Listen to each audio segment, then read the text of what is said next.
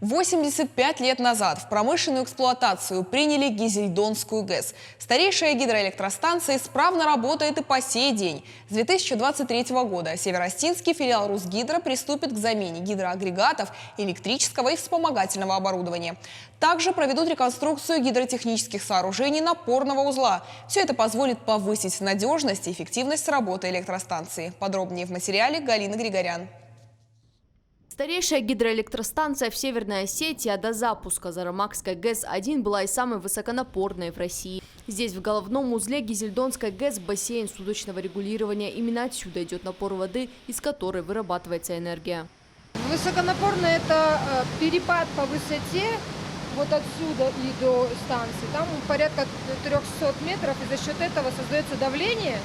То есть ничего специального не требуется. То есть за счет именно природного расположения создается необходимое нам давление 32 атмосферы, за счет чего раскручивается агрегат и происходит работа. Возведение ГЭС шло в рамках государственного плана по электрификации страны. Ее строительство шло 7 лет. В августе 1934 года произошел первый запуск гидроагрегата.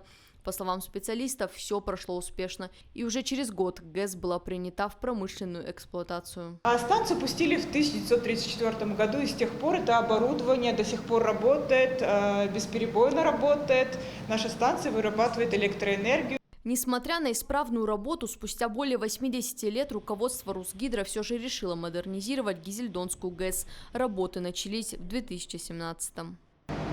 Практически все работает с тех пор, так сказать, но кое-что уже началось делаться в рамках ПКМ, проекта комплексной модернизации, программы комплексной модернизации Русгидро.